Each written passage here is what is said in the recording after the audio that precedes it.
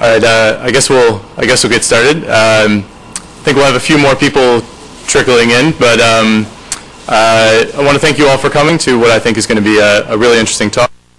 My name is Bill Brower. I'm a JPA in the Sustainable Development Department in the Africa region. And our topic today is how we can move to more sustainable water and wastewater infrastructure.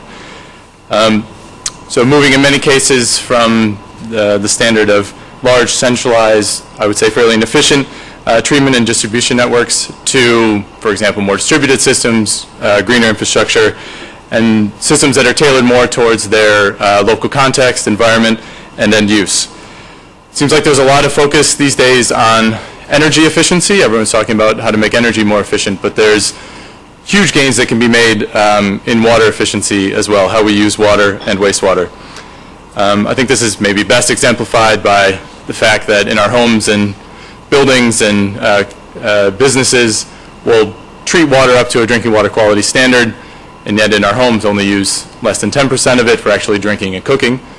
And then on the other end of things, mix all of our wastewater together so that we have to treat it all to the lowest quality that of any of the incoming streams. So huge efficiencies that can be made there. It's been heartening at the World Bank in the past few months to see a number of talks on this issue, on how we can move to kind of a new paradigm of water and wastewater infrastructure, particularly since there's really a special opportunity in developing countries to, areas where there is limited or no water or wastewater infrastructure, where you can kind of get things right, or at least more efficient the first time, kind of leapfrogging and learning from some of the some of the lessons that we've learned in developed countries over the decades. But this is certainly a change that needs to happen not only in developing countries, but also here in the U.S. and around the world. So today I'm hoping to get to kind of really concrete next steps of what we can do to kind of usher in this new paradigm. What are the policy changes that we need, research needs, different barriers that we need to overcome to enable this drastic shift that's just being spurred on by water shortages, by dwindling groundwater reserves, by variable climate, and by a rapidly increasing population all around the world. So I'll introduce the speakers in just a second, but you might be wondering why kind of a junior staff member at the bank is introducing this distinguished panel. The grant for today's talk came from the Y2Y community, the youth-to-youth community here at the bank. So it's an organization that supports young professionals at the bank to kind of increase their voice and give them extra resources to do things like this. So you can thank them for helping to set up this talk and for the delicious food that you're enjoying. Please do eat up. So our first speaker today is going to be Dr. Glen Daigger. He's the president of the International Water Association and chief wastewater process engineer and senior vice president at CH2M Hill. He's an internationally recognized expert in wastewater treatment. He holds several patents for wastewater methodologies he developed. And as president of IWA, he oversees a global network of 10,000 water professionals around the world, spanning the entire water field from basic research all the way to practical implementation. He has a PhD, master's and bachelor's in environmental and civil engineering, all from Purdue University. Junaid Ahmad was scheduled to be our speaker from the bank. He was pulled into a meeting with the vice president of Ghana, which apparently trumps this talk. But we have a very good replacement. Alex Bakalian is the water resource specialist and program coordinator in AFTUW, the urban and water sector in the Africa region. He has over 20 years experience at the World Bank. He's worked in the water and sanitation program in the Water Anchor, and then in various positions in LAC and in MENA, the Latin American, Caribbean, and Middle East, North Africa regions, and now is in the Africa region, actually just down the hall from my office. He's prepared and supervised investment operations in over 15 countries involving rural and urban water supply, low-cost sanitation, and water resources. He's led a number of sector studies, the latest of which is a comparative evaluation of community-managed rural water supply systems in Ghana, Bolivia, and Peru. He has a Bachelor of Engineering in Civil Engineering from the American University of Beirut, a PhD in Environmental Health Engineering from Johns Hopkins, and also an MBA from George Washington University. And prior to joining the bank, Alex worked as a project engineer in Saudi Arabia and Lebanon, so a vast wealth of experience from around the world. And Mark Peterson is Director of Community Relations for Loudoun Water, the public water and wastewater authority in Loudoun County, Virginia, just outside D.C. Loudoun Water is really a leader in implementing and planning for sustainable water infrastructure. In 2008, operations began at its Broad Run water reclamation facility, a next-generation plant for advanced water reclamation. They also have community water and wastewater systems covering portions of their coverage area, a great example of more distributed treatment. Prior to being with Loudoun Water, Mark spent 15 years in the aggregate mining industry, working in the areas of land use, zoning, geology, environmental management, and community relations. He has a Bachelor of Landscape Architecture and Master's in Urban and Regional Planning, both from Michigan State University. And as a proud Wisconsin Badger, I'm happy to see the Big Ten very well represented on today's panel. Mark is also currently the chairman of the Goose Creek Scenic River Advisory and serves on the board of directors for the foundation of the State Arboretum at the Blandy Experimental Farm in Cloud County, Virginia. So lots of good experience from this panel, and I'm looking forward to hearing the speaker's talk, and then for Q&A follow-up following the session. So, Glenn?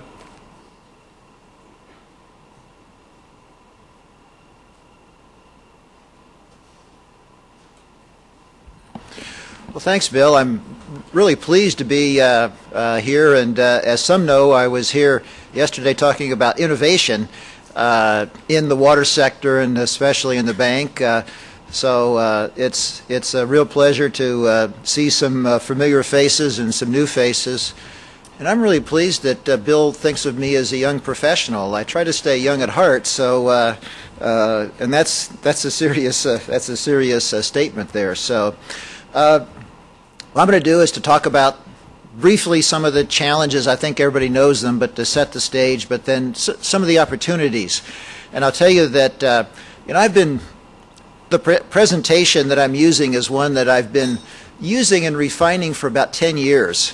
And it's interesting how the thought process has evolved, at least certainly for me, but for the profession.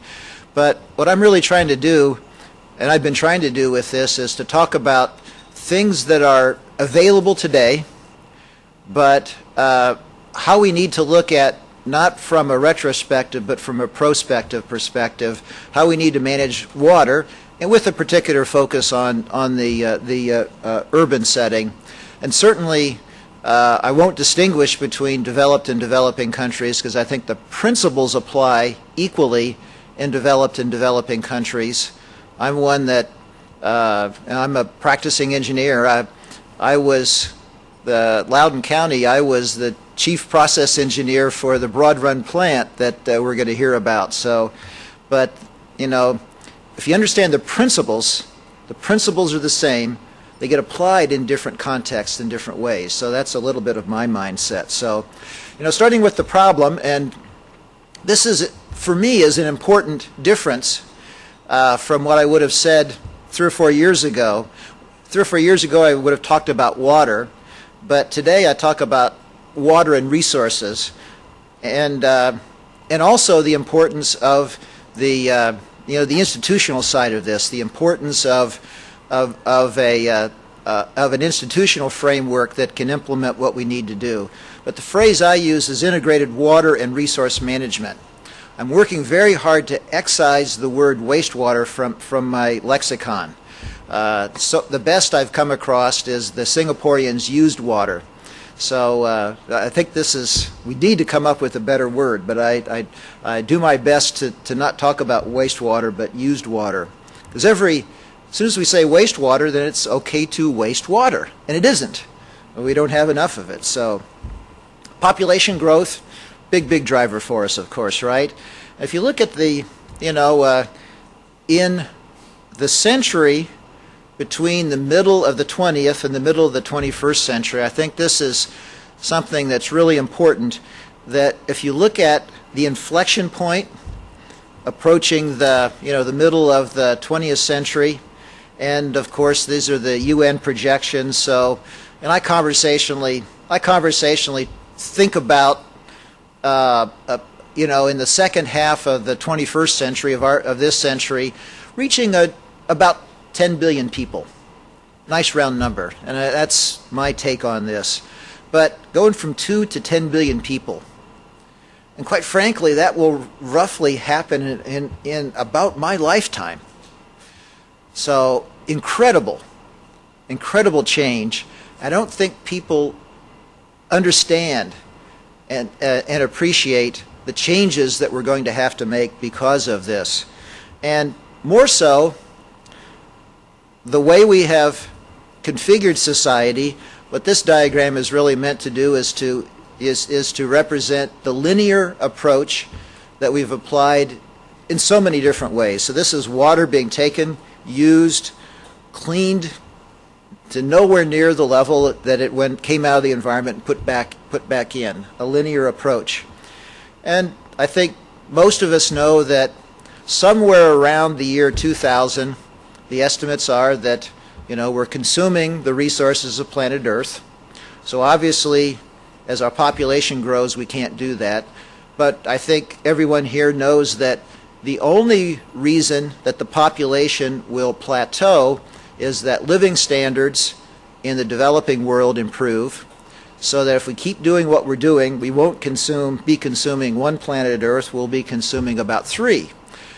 So, big changes are needed in the developing world, but also in the developed world. And I quite frankly believe that the inventions and the innovation which will occur in the developing world will in time be imported back into the developed world because both have to change. And I think that's an important point.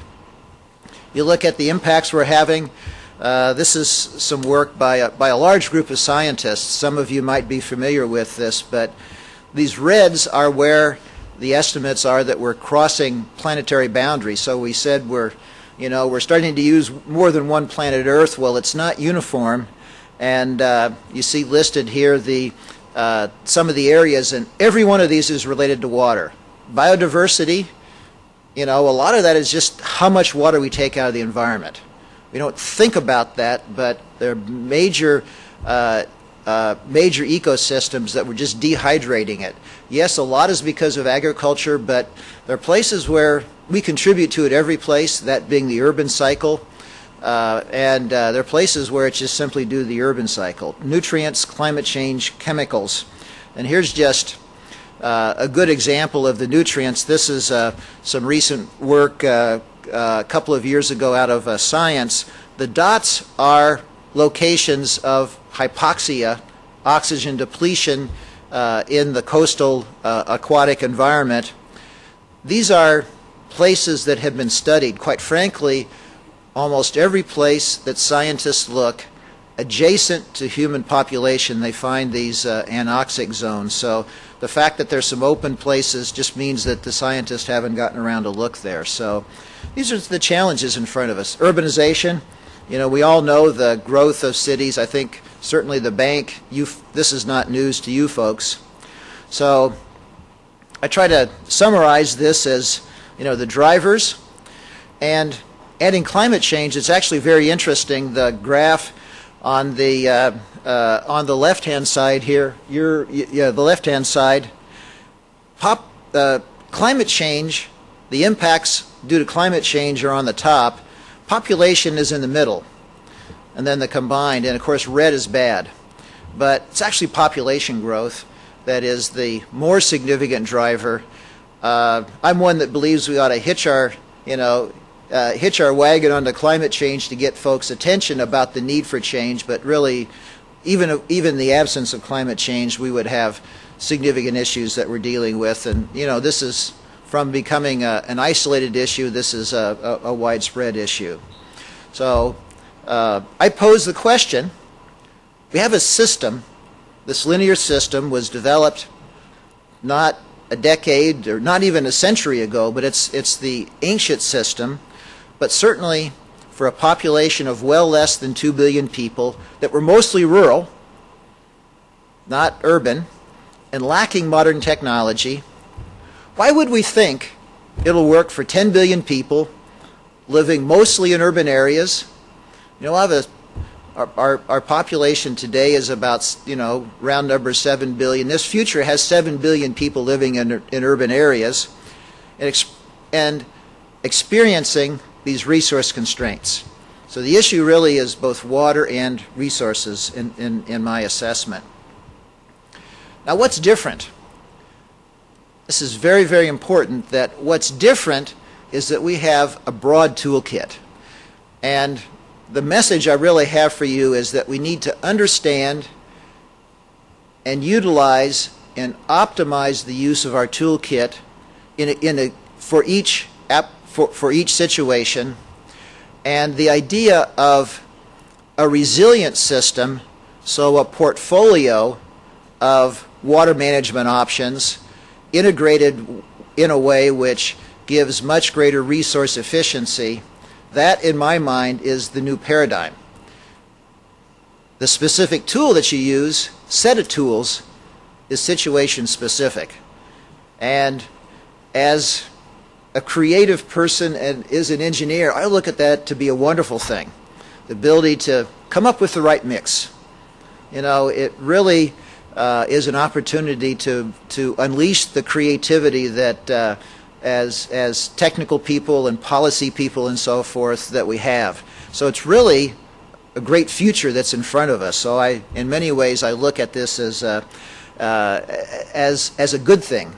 It's an opportunity for us to really take our talents and serve mankind, which is the reason that we got into this profession, right? So just to make a couple of points, I'm not going to go through all these tools, but a forgotten resource is just the amount of rainfall that falls on most urban areas. And the math is real simple, that it doesn't take capturing a lot of rainfall to make a pretty big difference. That's the real message of this. It's very interesting, even in the developed world. In Los Angeles, stormwater is a big problem because of the way they deal with it. But the amount of water, even with the excessive amount of water that Americans use, half of their water supply actually falls on the city each year. So, and they're actually starting to look at this now, starting to realize this. So, turn what's a problem into a solution. So, we have enough water. We have enough water. We just use it. We use it in ways that we had to in the past and that we could use in the past. But we have enough water, we just have to use it differently. So I look at this as a problem of the mind. Yes, we've got to change some things, but the big thing we've got to change is our mindset. If we change our mindset, then other things will follow. That's my belief. Heat. Heat, either delivering it into or out of water. And this is something, using wastewater, the heat or used water. Sorry, I stumble every once in a while. But this is something that Scandinavia is really embracing, and now many places are starting to look at doing. There is a lot of energy just simply there is plenty of energy in the used water stream to make energy neutral urban water management systems. There's some places where energy has to come in, but there are a lot of places where energy can be extracted and produced. So on a net basis, an energy neutral urban water cycle is quite possible. The math is very clear. I won't go through the math, but it's very clear. And Bill referred to this, the idea of source separation. So we need to use the tools that we have in a better way, but we need to think about different systems. The hardest thing is going to be the transition to different systems, to these integrated systems that use water several times, capture rainwater, use water in many more times. As soon as you talk about using recycling water, people say that takes a lot of energy. But from a system perspective, if you don't have to import the water, if you don't have to pump it as far, there are benefits in the technology, but there are benefits in how the system comes together. So, and also, you know, we tend to have an implied assumption that water and organic matter and nutrients are managed at the same scale. We bring it all together and we do everything at once.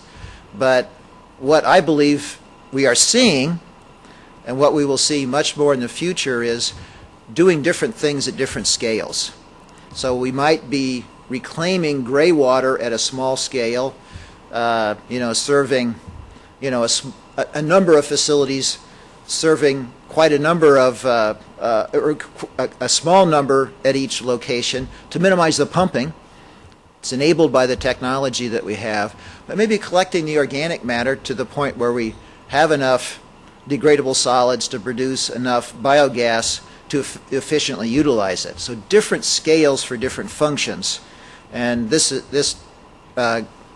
chart is really just meant to show that yes, we can do these different things, but some of our technologies apply very well at a small scale, so we'll have many of them, and others apply more efficiently at a larger scale, so we'll have a fewer number and larger of those. This is just an example. I'm the artist here. So this is a city where we're supplying potable and non-potable water separately. I'm doing this from an aquifer. This is actually a real example. Harvesting rainwater, recycling, and actually it's very interesting. If we are very, very efficient, you get to the point where in fact we have to do something with salt. So one of the reasons we discharge wastewater is to maintain the salt balance in the system, but all of this is possible. And separating, source separation, this is energy, source separation from an energy perspective. Again, a lot of the same elements, but here recovering heat, which again might be done on a more distributed basis into, you know, into district heating and cooling systems, either way. Can this be done? One of the examples I use, this is in the Solaire in New York City. I go to New York City to say, you know, this is something that even in very desirable. So this is you know, on the west side of New York City. This is the facility. It's one of the early ones. It's called the Solaire. Basically, this site is managed as a small watershed in terms of rainwater capture and so forth. The used water is recycled for irrigation and cooling. In some of the more recent, and I'll show you that this cascaded into quite a number of buildings, but more recently it's also being used for laundry. The technology is there to do that. And what's happened is the Solaire became so popular that it spawned quite a number of facilities that are doing the same thing. So we need to create a contagion for this. This is an example of that. One of our problems is we have a lot of biases. So the textbooks all tell us that if we need more water, we look to the environment, and if we have too much used water, we look to treat and discharge it. What if we looked at reuse as our first option, and we only went outside if we needed more, and we only went outside to, you know, for used water management if we couldn't reuse it all? The bias that we have drives us in a direction. If we simply change the bias in our minds again, we would go in a much different direction. Transition. This is a big transition. Absolutely a big transition, but it's one that I'm convinced that, you know, it's a phrase that I like to use is we need to be pleasantly persistent. So we're not going to convert people immediately, but we got to keep at it. Keep talking about it, and the change will happen. This is really, you know, some of the elements of this. And I also get the people think, well, we've got all this infrastructure that we already have. Aren't we stuck with it forever? The answer is no. We rebuild our infrastructure. We're going to build a lot new urban infrastructure. I think we need to do two things. One, we really need in the new infrastructure, the new urban areas, to build that in a more efficient, a more water and resource efficient fashion. But urban areas are rehabilitated over time. So time can be our enemy, or excuse me, time can be our friend if we start now. Time will be our enemy if we wait. So there's an urgency, I believe, to get more folks thinking and adopting this model. And I believe we can, things like public health, as soon as you talk about reclamation and reuse and so forth, people say, well, you know, we're going to compromise public health. What if we're only treating to potable standards drinking water? We separate it, so it's, as Bill said, a very small volume. We could afford to treat that to even higher levels. It's when we had to treat, you know, the water that we use to flush the toilet to a drinking level that cost becomes a barrier. Much less water out of the environment, so significantly reduced environmental impacts. And quite frankly, a more modular system will be a system which will be more resilient and easier to expand.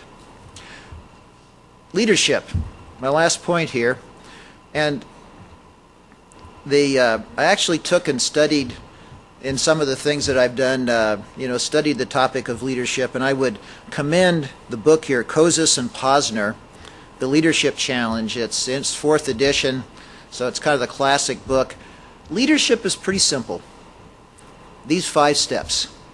This is one of these books that's this thick, but you could take and write every necessary message on one piece of paper like this. But, you know, we need to do it. We need to inspire people. We need to challenge the process where we can. You don't want to fall on your sword, but you want to challenge. We want to enable others to act and encourage the heart. And this is what good leaders do. And they're also good people. So this is something that each and every one of us can do. And I will tell you that in many, many ways in my life I've been on a journey, and I'm still on the journey, and this is part of it. And I would commend each of you to take a look and think about where you can start to and continue and grow to be a leader and a champion in those things that you believe in. This is certainly something that I believe in. So I appreciate your attention, and we'll, I think, then go to the next presentation.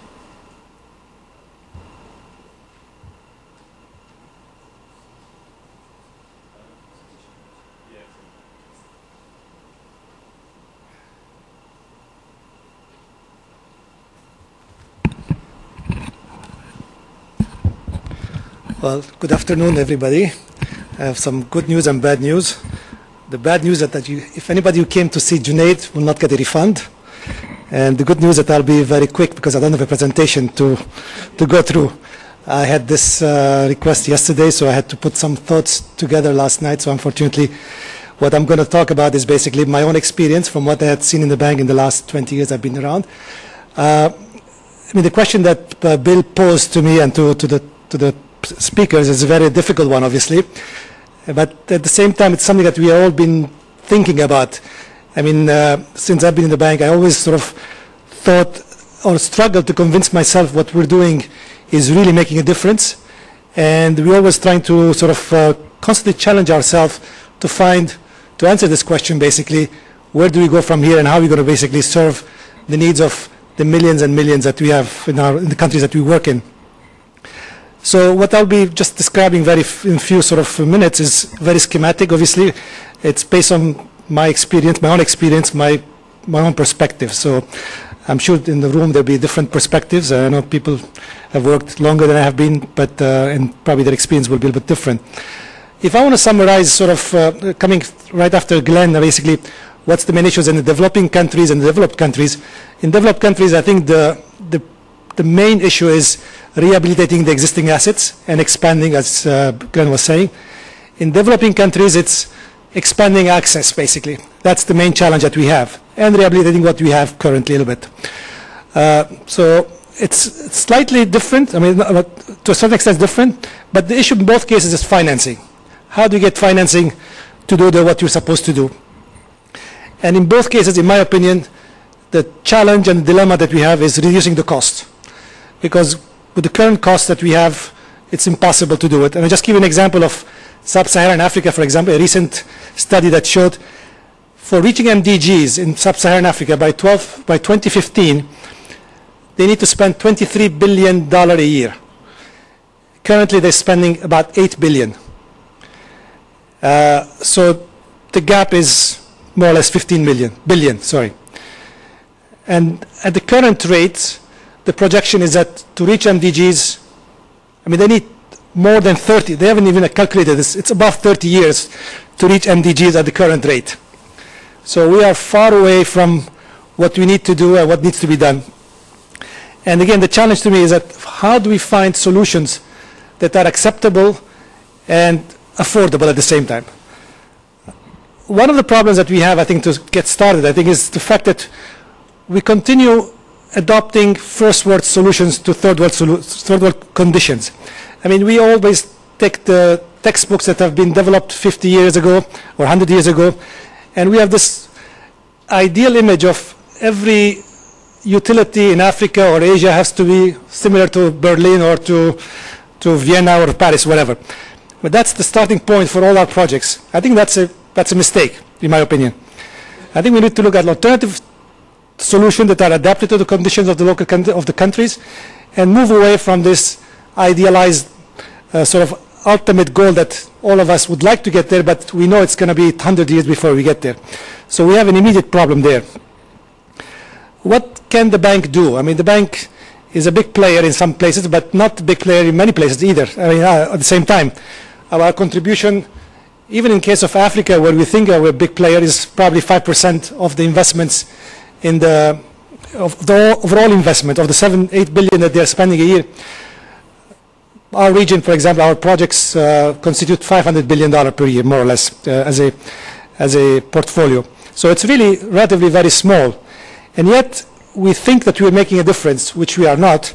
And the only way we can make a difference, if we think always through a lens of our project should make a big difference and push the envelope or bring something new so that we can reduce the cost. Otherwise, we're wasting our time. We can do treatment plants here, treatment plants there, or do expansion here, expansion there. It's just not going to make a difference. As long as we don't do a project that sort of passed the test of, yes, this is something that will reduce the cost and can be multiplied and have an impact in the long term, I think we should try to avoid those kind of projects. So unless, I mean, we can always do those, but I think it's going to be just almost fooling ourselves that we are making a difference in those countries. So what are the kind of things that we have done that made a difference, I think? I just wanted to go through a list of ideas that the bank has been implementing, but not enough probably to make a big difference in the sort of at the end of the day. And I just want to go through this. I hope that some of you will have different ideas and add to this list, because it's just something that I had to think last night through it. And these are things that I like to do in our projects as much as we can. For example, the one thing that I like to have more is to bring decentralized provision of water supply through private sector participation, if possible, local suppliers of water services. In many countries, for example, we've seen that de facto many of the peri-urban areas are served by private suppliers. I think we should try to find ways of increasing this sort of additional financing that comes from the private operators, and try to make them as part of the standard, rather than in many countries, for example, they are in a very illegal sort of zone where they're afraid that they will be displaced by the utility who's trying to get money from donors to expand the system at their expense. So I think that's an area that we can do more and has a beneficial impact. I think we haven't done enough also on promoting low volume appliances, like in this country, for example, toilets and showers, all that stuff. I know one example in Peru, for example, where just repairing leaks inside the house made a tremendous, by utility itself, because it was supposed to save its utility the next big dam somewhere up in the Andes. By replacing some of the appliances at the subsidized cost within the houses was an efficient way of minimizing their cost. The famous condominial system in Brazil that many of us have been sort of following and applying in some cases has made a tremendous impact on sewage, on the cost of sewage, Up to 60% have been reported to show cost reductions. I think that's something that can be easily applied. I don't know if not many of you, probably not, some of you are not probably familiar with the condominial system. It's a rethinking of the sewage design. Some Brazilian engineers have started questioning the way sewers were being designed in the developing countries, adapting books that were developed turn of the century and haven't been questioned why we use these formulas that based on empirical studies and stuff like that. So they've come back and looked at all these formulas and all the approaches that we use in designing sewer systems and came up with reduced sizes of pipes, reduced depth, and putting the pipes within the sort of the private land rather than the public on the streets, and therefore reducing the depth and the overall cost of the system. So that's something that many countries are starting to, but it's been taken 20 years since this has been sort of on the market in a way, but it's taking some time before people adopt. And we know the reasons for all this. I mean, I don't want to go into that, but I think there is a resistance from engineering industry and there's always a resistance to try something new, and maybe it doesn't work. You don't want to be the first one to try it. So these things take time. I think that's something that we are always short of. I mean, we want results in 5 years rather than 10, 20 years. Decentralized treatment is another area I think we can investigate more and apply more. I think there is no reason to collect the wastewater of a big city and put it in one place instead of having them maybe in 4, 5, or 6 places. I think that's another sort of type of concept approach for project design that has been applied in Brazil that I know of, at least in other countries probably, where decentralized treatment makes more sense than collecting and pumping wastewater to one sort of location where we build the standard treatment plants. And technologies in the wastewater treatment, again, we are stuck in many places with the standard technologies, or the other side being the lagoons that are sort of obviously the best solution if you have the land. But for many cities that are in between, that don't have the land yet and don't have the money to operate these utilities, there are sort of technologies like the USB, the upflow anaerobic sludge blanket systems that have been, again, positively tested in many countries, that needs to be replicated further in many other countries before doing the standard and the high cost, high energy systems. Recycling of wastewater obviously was mentioned before. That's something that we're having some difficulty at getting traction, and the reason being mostly institutional problems that are, we have many different partners that have to come together to have a recycling or reusing of wastewater, and we face that in many places, that we have too many actors that don't talk to each other typically, although it makes sense, but the good news there is that the wastewater is being reused anyway in most of these places where there is even its raw form. I mean, it's good news or bad news at the same time, I'm sure of that. Performance-based management, performance-based disbursement, and I mean, the whole idea of giving incentives to produce results, it's something that the bank has been also promoting in many forms, whether it's for unaccounted for water or if it's for managing a utility itself. So that's something that we can also promote more heavily.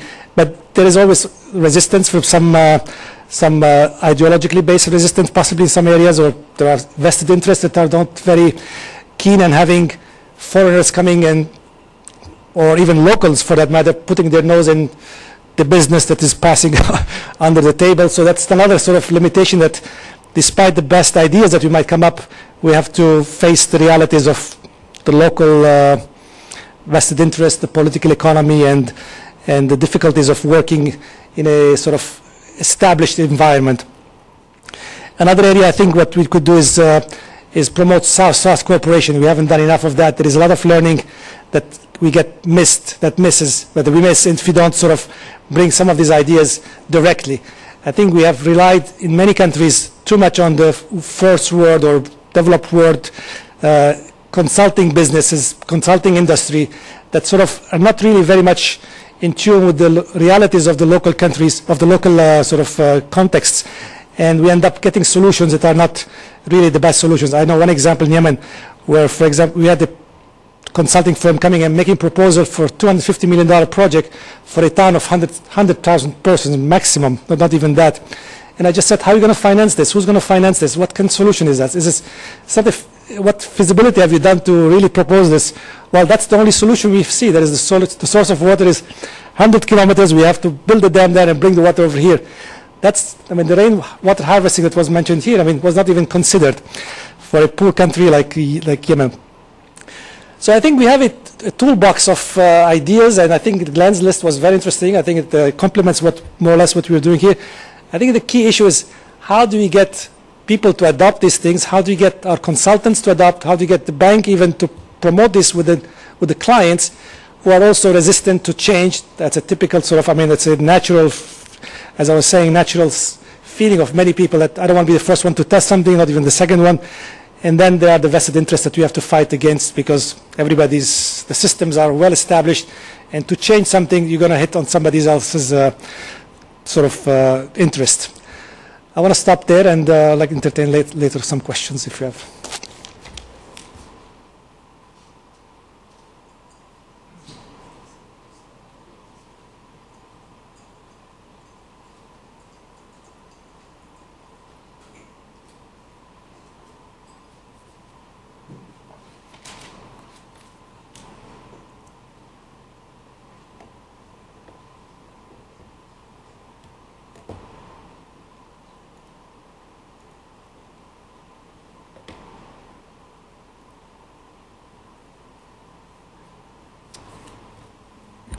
All right, well, good afternoon, everybody. I'm Mark Peterson with Loudoun Water, and I really appreciate the opportunity to be here today. I think my perspective will obviously be a little bit different, a little bit more of a local and regional kind of perspective, but you know, as Glen talked about, the mindset and the attitudes of people beginning to change in the world of water, I think it is really important, and I think you know, it's been interesting. I've basically spent most of the week here in downtown at the convention center. The American Water Works Association have an annual conference here this week, and there's a lot of conversation about sustainability and just, you know, this exact kind of thing, and so certainly you have great examples around the world, but in the United States and where people are thinking about this and, you know, and implementing these kinds of things. And I think that at Loudoun Water, we've got a great combination of things that work together to kind of illustrate this. So really do appreciate the opportunity to be here. And what I'll do is I'll just give you a little bit of an overview of Loudoun Water, who we are, and then go through some of our key components. The water supply side, the used water or wastewater and water reuse side, and then where we are with some water demand management techniques and just some of the issues with that. Loudoun Water, roughly well, if you know where Dulles Airport is, you're entering Loudoun County when you get there. So we're within an hour or less here of downtown. We're an authority that was established by the state of Virginia in 1959, actually coincided with the development of the Dulles Airport. And we're a revenue neutral organization. The fees from our customers covers our costs. We don't use any tax money.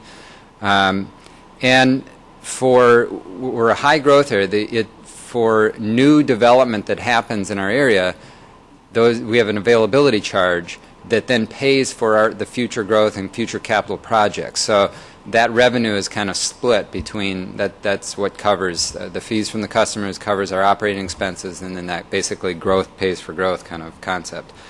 We serve about 200,000 customers, and I mentioned this, but we do both the water supply and the wastewater side.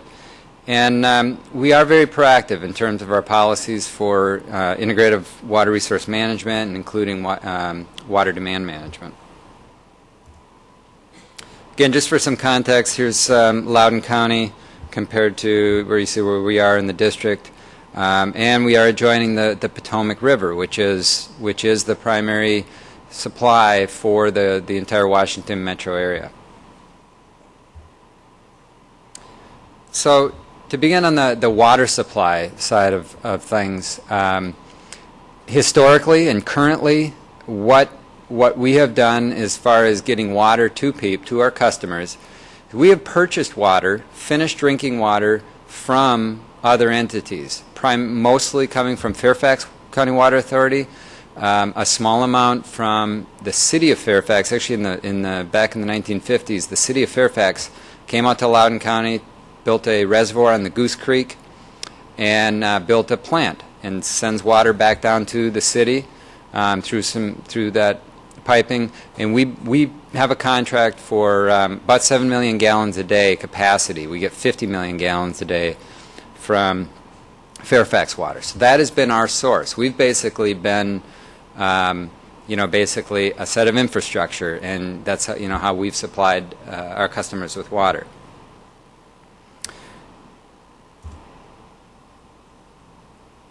Over the last 10 to 15 and more years, again, we are, we're a suburban area, the Washington metropolitan area.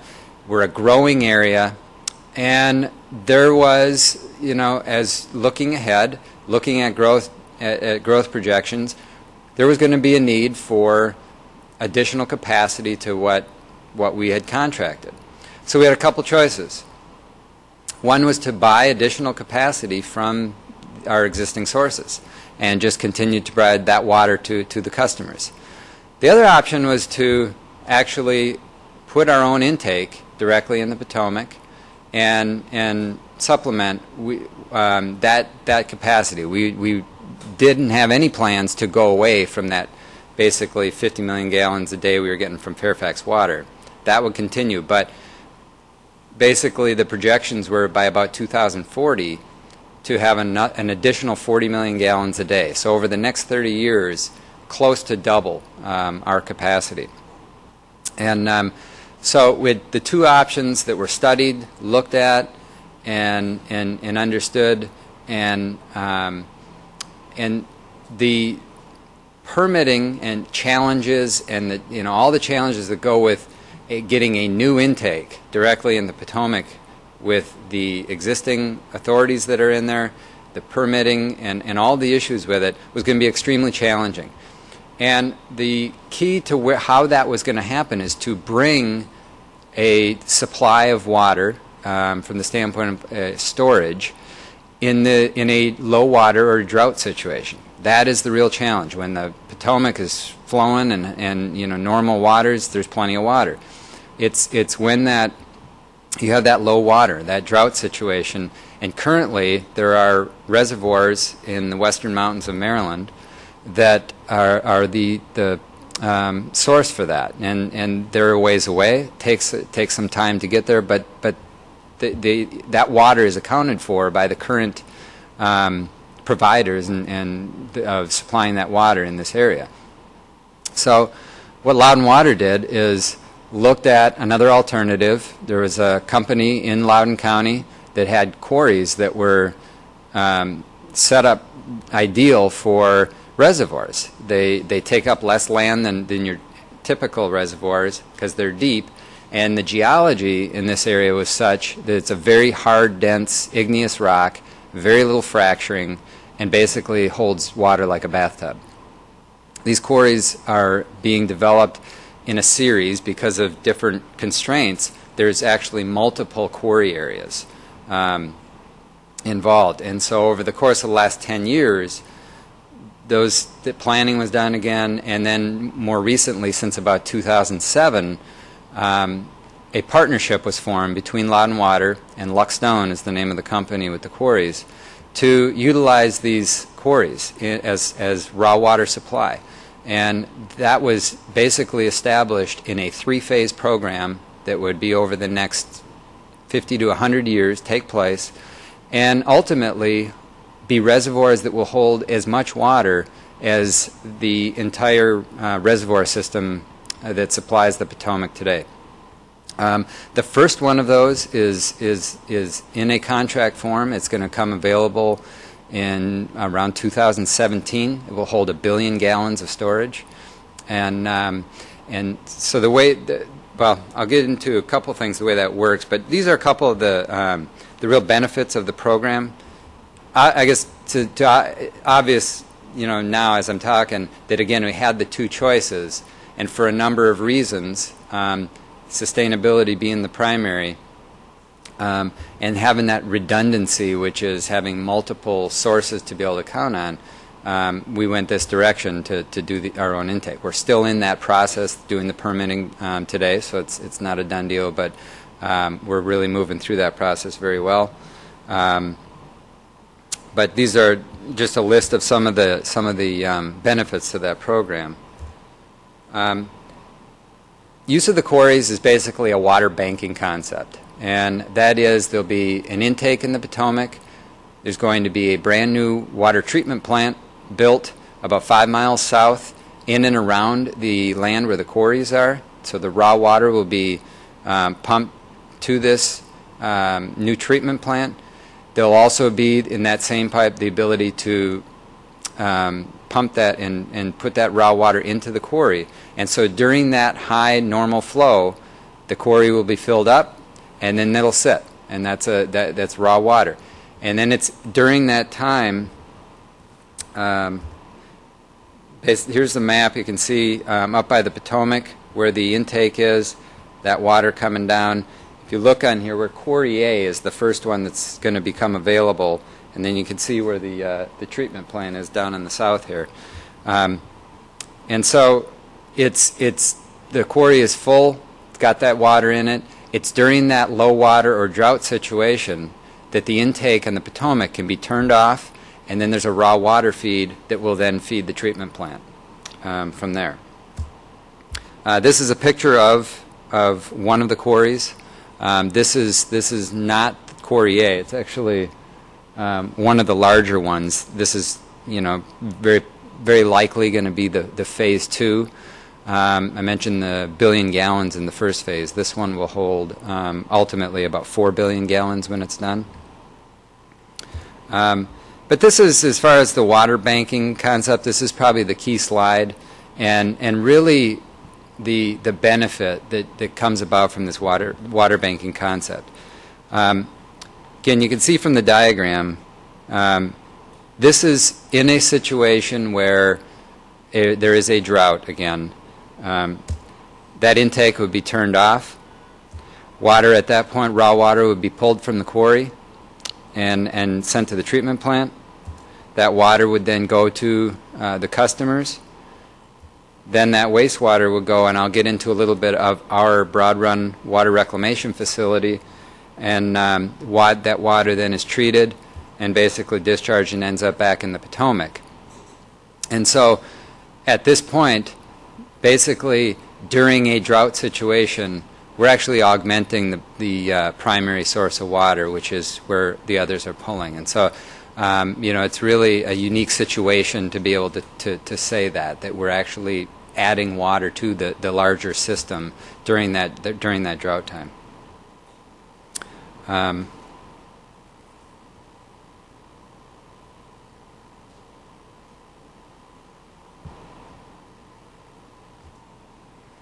going to go ahead and move on to the wastewater side.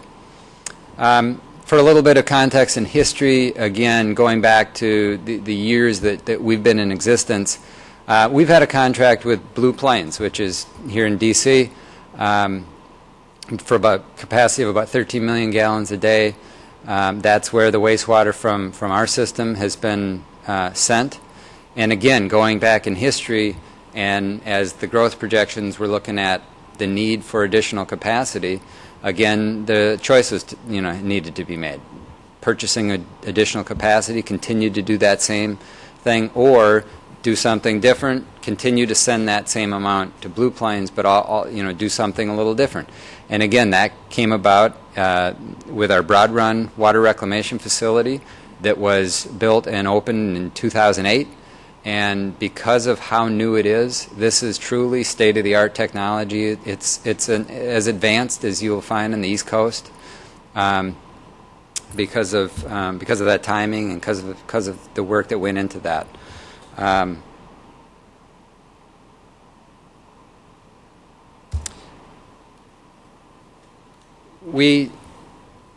it's very young again in its process. Currently, we're at about 4 million gallons a day that's being discharged from this facility.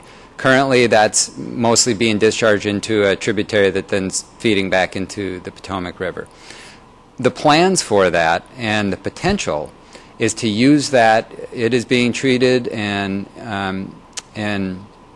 in the form of reuse water to a very high quality, and the primary goals and the potential uses for that are cooling for data centers, some which will be indoor plumbing type things.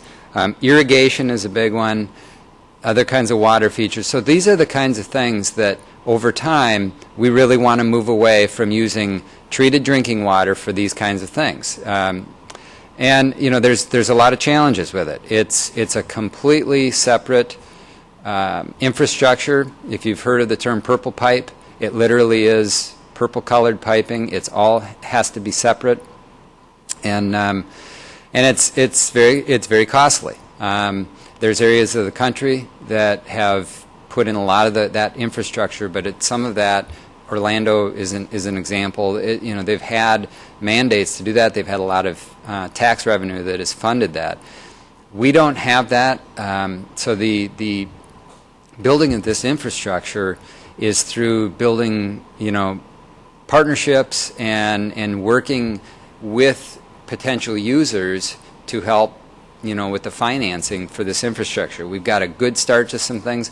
We're fortunate, right in the area that we're in, we have a tremendous amount of data centers. A lot of the internet traffic from throughout the world goes through the area we're in, and there's a lot of water that's used for that. And it's a great opportunity and part of our business plan to develop partnerships and use this. And so we've got projects that are actually building the purple pipe today and headed toward that. So we're very excited about that and really feel like that's, again, part of the program that we feel really good about.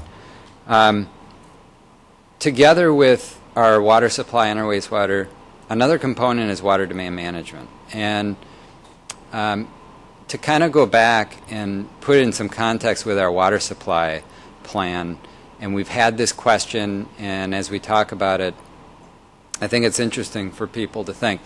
In sort of conceptually with our supply plan, where we have that water source from the reservoir during that drought time, the mindset could be that, we're not going to, even in a dry time, we've got our water, we're not going to miss a beat, nobody has to worry about how much water they're using. And that's really not the case. We look at water demand management as a very important part of what we do. We do a lot of education, and that's a part of our plans that we want to be a part of, through education, changing that mindset about how people are using water. And so, it is part of our strategic plan in terms of the things we're doing. There's basically 4 components of our plan for water demand management. We do have our work with our Loudoun County on an ordinance in the event that we need to do mandatory restrictions. But then the other things are basically we have a tiered rate structure, which you may have heard about. Other authorities do it. Basically, our fees for our customers are set up in 3 tiers. The first tier, which is covers usage from 0 to 25,000 gallons per quarter, is an average of the average indoor use for a typical residence. And if you stay within that, the price per 1,000 gallons is about $1.90. It's actually less than it costs us to get water to people. So that's the conservation incentive for people. If you go beyond the 25,000 gallons, you go 25 to 50,000 gallons per quarter, that's tier 2. That jumps up to $5.31 per 1,000 gallons. If you go beyond 50,000 gallons, you go to $7.12 per 1,000. So basically the message is if you really want to use the water, you can use it. But if you're going to be using that excess water for the outdoor usage, you're going to be really paying a premium, and that premium is what's covering the cost of those capital expenditures that's on being tough on the system. So that's a big part of the program, and we've had some. It's fairly new. We've had some bumps in the road and ruffled some feathers, but we're okay with that, and we deal with that. And then we're looking at some new technology. We've got some AMI, different kind of metering, and going to some new technology. One of the things we really want to work toward is getting real-time information to people, because right now we're not set up to give people how much they're using on a daily basis. They don't know where they stand.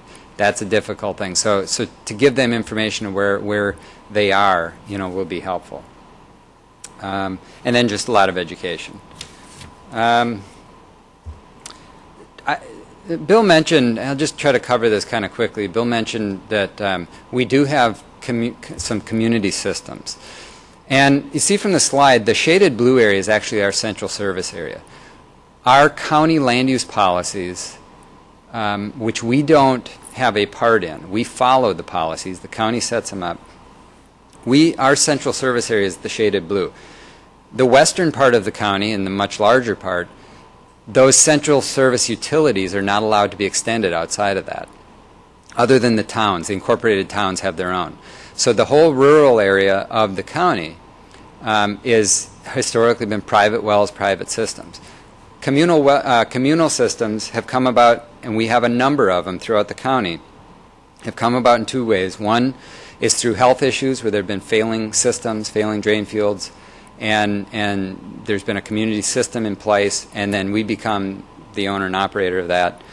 Secondly, there have been some developer initiated where a developer has looked at a large tract of land and it's able to be developed on like one house per 3 or 5 acres, and what they have been allowed to do is develop in clusters, and as a part of that put in a community system. So there may be a system where the water supply has a couple of production wells, build an actual small wastewater treatment plant, and there's a distribution system. So from their standpoint, they're on public water, but it's a community system.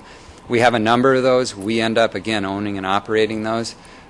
They work in conjunction with our system. We're able, they can be, especially on the wastewater side, they can be kind of expensive, but a lot of that is the continual maintenance and the people part of that. But we have people that, our operators and our people are managing that from both our central system and the community system. It's kind of a shared expense. So it makes, together, it kind of helps that work. And we have to do a lot of education with that. When people move into these areas, we really want them to know what kind of system they're on. It's important for them to know if they're on a community system, because it is different, in terms of the capacity of the water and that type of thing. All right, well, that's it. I think putting it all together, we have a very aggressive program for public outreach and education. We've built an education center at our office, which we are open to the public. We like to get people in and learn about the things we're doing. I think to just put a cap on it, 3 things that kind of put us in the category we're in. We're fairly young. We don't have the aging infrastructure issues that many of the authorities around the country, and especially in the larger urban areas, have. So it's something that we don't have to deal as much with. It allows us to think a little bit differently about some things. And then secondly, the continued growth in our area has put us in a position to keep thinking about the future, which is a good thing. But along with those, I think that looking back, and I haven't been at Loudoun Water a long time, but knowing a lot of the people, there's been some very good visionary people at Loudoun Water and been around there for a while, and you need that, and you need to have that kind of thinking. And again, I think it's important that even in the area we're in, that to share kind of the things we're doing, because I think things do need to change in mindsets and attitudes, and and so that's what we've got. Thank you. What's that picture of? You know, I pulled it from one of the. I actually am not sure if that's ours or not. But you do have. It looks nice though. But you do have the broad run effluent goes through Right. a system like that. It is. It's very similar to that. Yeah, yeah. Well, that's great. Thank you, Mark. And thank you, Glenn, for kind of giving a nice overview of the major issues and some of the potential options, and Alex for giving us the developing countries focus, and Mark for showing what can be done even just right outside D.C. We have a few more minutes. I'm hoping we can get some discussion, some good questions. I know there's some people here from DC Water. Maybe they want to steal some ideas. But yeah, if people have any questions, maybe we can get a few questions and then have the speakers respond as they want. So please. And if you could use your mics, this is being recorded, so appreciate it. I wanted to offer some brief observations. I'm not sure if there are questions in that, but they'll be good for discussion, I hope. One of them is following up on Alex's point about how in the developing world access is such a big issue. I mean, it's just the context in which we're working. 40% of us don't have a toilet, and this doesn't mean that they're not connected to a sewer. It means they don't have a basic pit latrine. 1.5 million kids diarrhea as a result of that. 1 billion, 1 in 6 of us, don't have a basic water supply. And I think one of the difficulties that we face as an institution is that our clients are in a hurry, we're in a hurry, the people to whom we are accountable, the board of directors who want to say, what have you done? They're in a hurry. And when everyone is in a hurry, people are reluctant, as Alex pointed out, they're reluctant to experiment with something new. They want to know that it's worked before, they want to know it's worked elsewhere. And I'm reminded of the American proverb that, you know, when you're up to your neck in alligators, you forget that the reason you went in there in the first place was to drain the swamp. You're not out there for draining swamps, you know, just see the alligators. Our clients see all the people without access. And so that makes some of the visionary thinking more difficult to take on board when there's time pressure. And the second point that I think Loudoun County illustrates very well, although not as explicitly, I want to sort of emphasize it a bit more, is that it's at least as much an issue, I think it's more of an issue about the institutions than it is about the technology. And if you have the institutions in place that can consider innovation, that can try piloting things, that could make a big difference. Again, one of the issues that we face in looking at decentralized systems, you can save yourself often a lot of capital with good institutional management and good thinking, but that means that you have to have the institutional capacity there to do that. You can trade off brains and money pretty easily, not brains, but ability and institutional resources for financial resources to address the question that Alex has posed, which is where's the money going to come from? But that's also a constraint for us. In fact, that's as big a constraint as the money is. So I just wanted to put those 2 points on the table. Yes, I would like to just briefly share an experience in China. Sorry, if you could introduce yourself quick. Thanks. Sure. My name is Greg Browder. I work in the Latin American region as a water and sanitation specialist. I transferred to LAC 2 years ago, but before that I'd spent about 8 years in China. And China is a place, North China particularly, that has severe water constraints. And the Chinese, they have financial capacity, they have technical capacity, they have institutional capacity. So one of the ways that they thought they would address the water shortages in the north of China was this mandate that all of the cities had to recycle at least 20% of their wastewater. It was a national mandate, the cities had to follow it. It didn't work very well. Matter of fact, it's an economic disaster. The Chinese cities can barely keep their wastewater treatment plants operating. The utilities didn't have the money to branch out into advanced treatment for recycling. The other aspect was they developed model communities, much like the one you showed in New York, but the cost of putting in the dual piping system for the recycled water and the regular potable water was very high, and only rich people could afford these apartments, and they chose to live in these apartments because they wanted to live in a green community, but they paid a premium.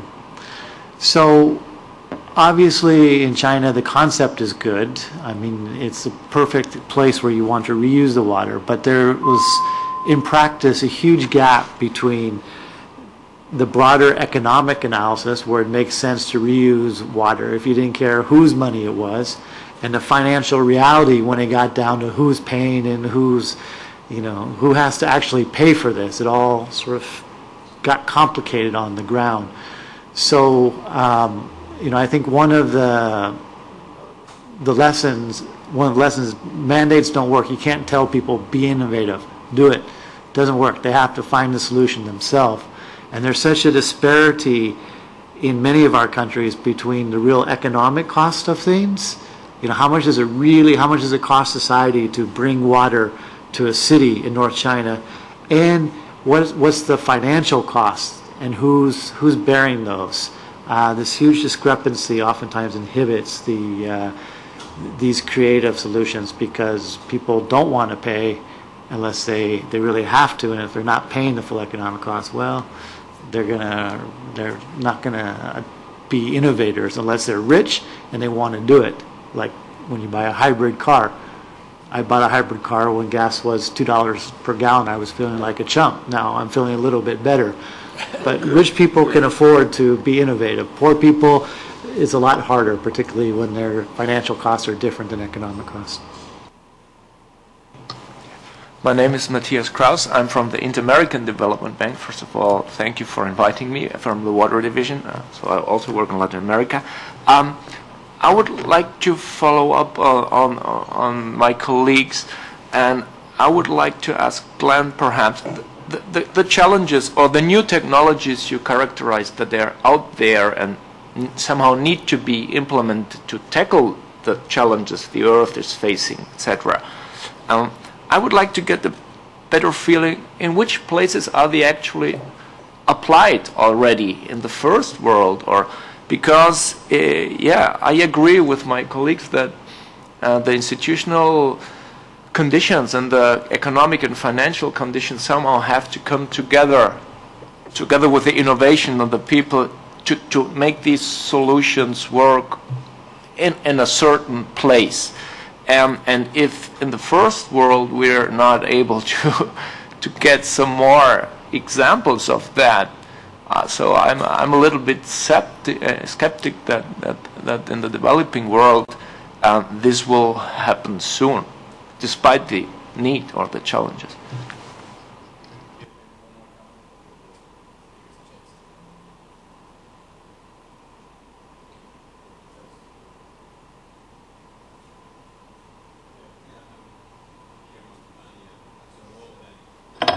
At the World Bank, a water supply and sanitation specialist working in the Europe and Central Asia region.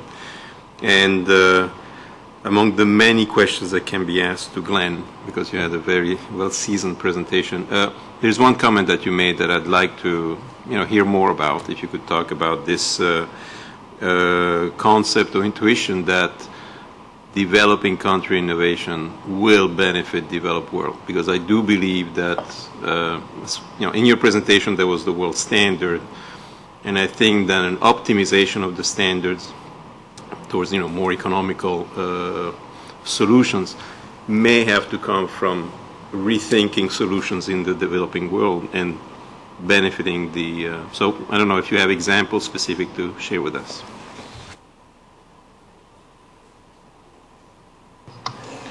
Thanks for your questions. First of all, it would take quite a while to go through each and every one of those tools. But the simple answer is that nothing that I talked about is a pilot. Nothing that I talked about is an unproven idea. So everything that I talked about is being done both in developed and developing countries. What's going on is that if you look at all of the work going on in the urban water cycle, there is a lot of work going on all around the world. So the fraction of instances where these things are being done is small, but the number is significant. So the first point is that nothing there is experimental. Everything has been done several times to many times in both developed and developing world contexts. So one of our challenges really is getting that information out. And one of our challenges is the textbooks are out of date, to be blunt. That's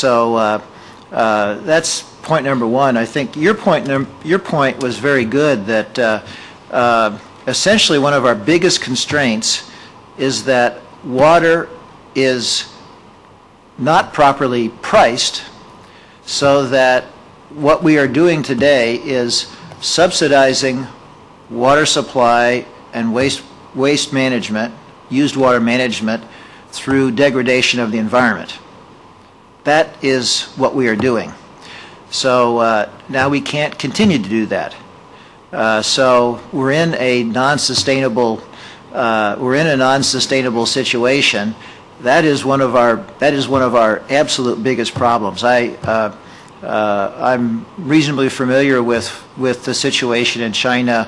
I forget what they're called now, but the Ministry of Construction, starting about 10 years ago, maybe 15 years ago, was working pretty aggressively to introduce the idea of full cost recovery and so forth. And tariffs have been going up, but they started at nothing, or virtually nothing. So they had to go up by 100 or 1,000-fold, and that's difficult to get to the point where. So the truth is, on an apples-to-apples basis, these systems are cost-effective. In fact, if you evaluate them without subsidizing one alternative through the environment, and I'm not talking about a sophisticated life cycle. It's just, it is cost-effective, but the issue is institutional. I absolutely agree with that. To Pierre, your question, if you look at the UASB as an example, the UASB, of course, the fundamental science was done in the Netherlands, but the practical realization of that has been in India and places, but especially Brazil. Brazil is really if necessity is the mother of invention, and also by analogy the mother of innovation, it's the context drives the need for innovation. And even in the developed world, we need to use water much more efficiently. There are places where, in the developed world, if you take the U.S., this is actually, as you heard about for Loudoun Water, the Washington, D.C. metropolitan area is actually a water short area in a drought. It isn't on average, but it is in a drought, and there are recurring droughts that occur here. So there are actually some very interesting things happening here. You heard about Loudoun Water, the Upper Occoquan Sewage Authority. Southern California is very interesting in the number of experiments, and in terms of Southern California would be a place where there are many examples of everything I talked about there.